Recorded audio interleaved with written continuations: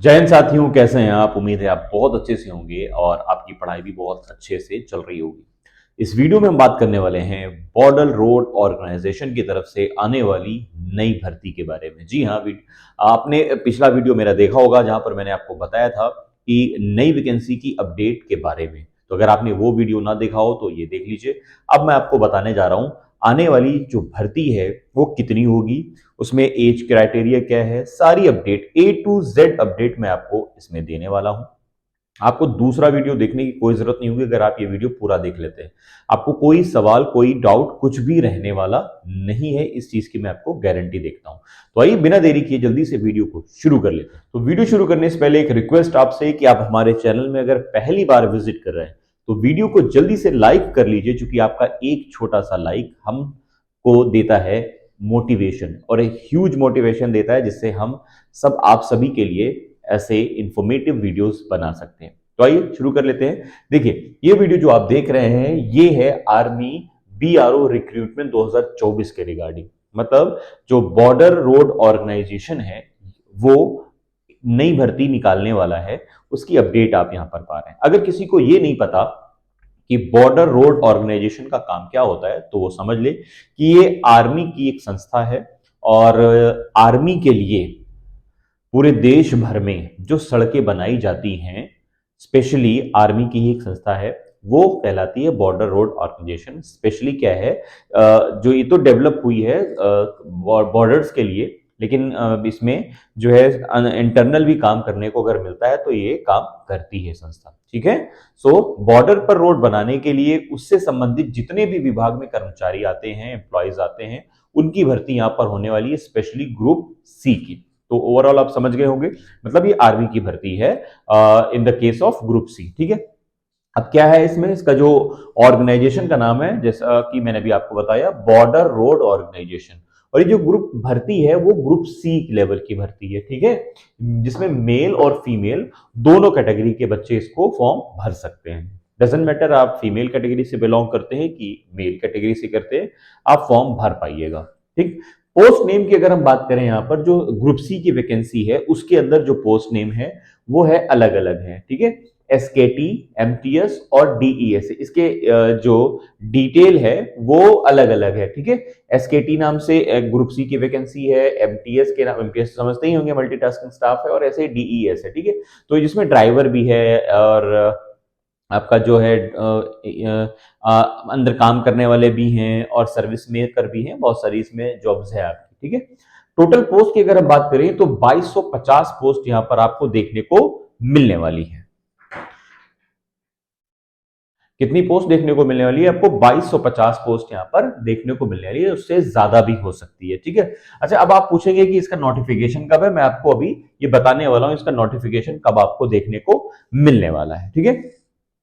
Age limit की अगर हम बात करें तो मिनिमम एज आपकी 18 है तो आप फॉर्म भर सकते हैं, और अगर आप मैक्सिमम 27 है तो आप फॉर्म भर सकते हैं। एज रिलैक्सेशन की बात करें तो एज रिलैक्सेशन आपको मिल रहा है 3 साल के लिए अगर आप ओबीसी कैटेगरी है, और अगर आप 5 साल की छूट चाह रहे हैं तो आप एससी एसटी कैटेगरी के बिलोंग होंगे तो आपको यहाँ पर 5 साल की छूट भी मिल जाएगी।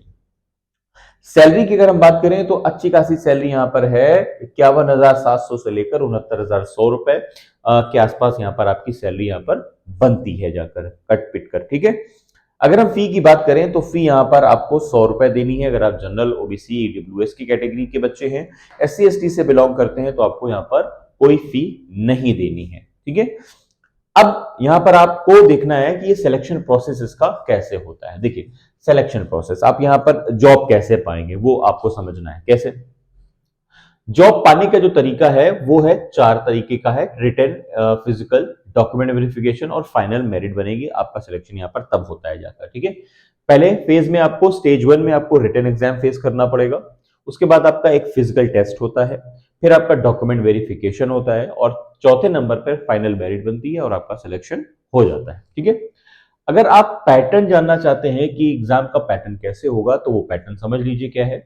वो एक एग्जाम होता है, 100 क्वेश्चन होते हैं, 100 नंबर यहाँ पर मिलते हैं आपको, जिसमें से रीजनिंग, मैथ्स, इंग्लिश और जनरल अवेयरनेस के क्वेश्चन आपसे पूछे जाते हैं। 25-25 नंबर के क्वेश्चन होंगे, और यहाँ पर आपके क्वेश्चन भी 25 ही होंगे। 25 क्वेश्चन होंगे 25 नंबरों के, इस तरह 25 मैथ्स के तो नंबर मिलेंगे आपको यहाँ पर 25, 25 इंग्लिश भी 25 क्वेश्चन होंगे, नंबर भी आपको 25 मिलने वाले हैं।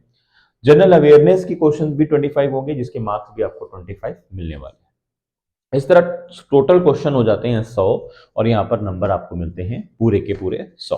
ठीक, उसके बाद आपका आता है फिजिकल टेस्ट। जब आप फिजिकल टेस्ट की बात करते हैं तो आपको कौन कौन सी चीजें फिजिकल टेस्ट के लिए चाहिए होंगी वो देख लीजिए। ठीक है, जैसे कि हाइट आपको चाहिए होगी जो है नॉर्मल स्टूडेंट्स के लिए, और अगर आप नॉर्थ जोन के बच्चे हैं, नॉर्थ कैटेगरी से आते हैं, नॉर्थ ईस्ट साइड से आते हैं, जिसमें अरुणाचल प्रदेश है, मणिपुर, इम्फाल है, इस तरह के जो स्टेट्स हैं ईस्ट साइड में, नॉर्थ जोन पर जो पढ़ते हैं, यहां से भी अगर आप आते हैं, नॉर्थ ईस्ट के भी हैं, तो आपको हाइट में मिलने वाली ये छूट, क्या छूट है जरा डिटेल ले लीजिए। मेल कैटेगरी के अगर आप हैं तो आपको 165 सेंटीमीटर की हाइट मांगी जाएगी आपसे, फीमेल के हैं तो आपको 156 सेंटीमीटर की आपसे हाइट मांगी गई है। नॉर्थ जोन के हैं तो मेल कैटेगरी के आप हैं तो 162 सेंटीमीटर के हैं, फीमेल है तो 148 सेंटीमीटर की आपकी हाइट होनी चाहिए। ठीक है, तो ये है फिजिकल टेस्ट में से कुछ एक हाइट का इशू।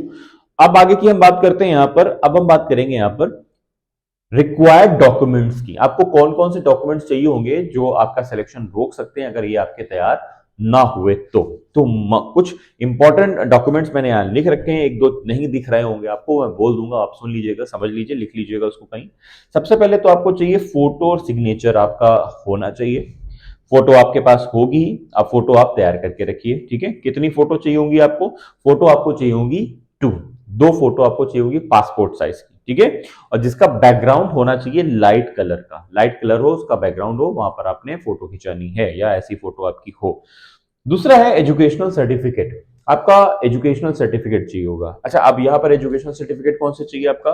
आपको जो ग्रुप सी की है तो इसमें अलग अलग वैकेंसीज हैं, जैसे कि 8th स्टैंडर्ड, 10th स्टैंडर्ड और 12th स्टैंडर्ड का आपका जो है सर्टिफिकेट चाहिए होगा। यहाँ पर 8वीं 12वीं और 10वीं का आपका सर्टिफिकेट चाहिए होगा। अगर आप जो है रिजर्वेशन ले रहे हैं तो आप कास्ट सर्टिफिकेट भी दिखाएंगे वहां पर। आपका कास्ट सर्टिफिकेट अगर हो तो आप उसको तैयार करिए, उसको को दिखाना होगा। उसके बाद डोमिसाइल सर्टिफिकेट, आप निवास प्रमाण पत्र जिसको कहते हैं, आपको आप किस स्टेट से बिलोंग करते हैं, किस डिस्ट्रिक्ट से बिलोंग करते हैं, जहां भी घर रहते हैं, आपको घर का आपका जो है पता जिसको आप डोमिसाइल कहते हैं वो आपको प्रमाण पत्र के तहत दिखाना होगा।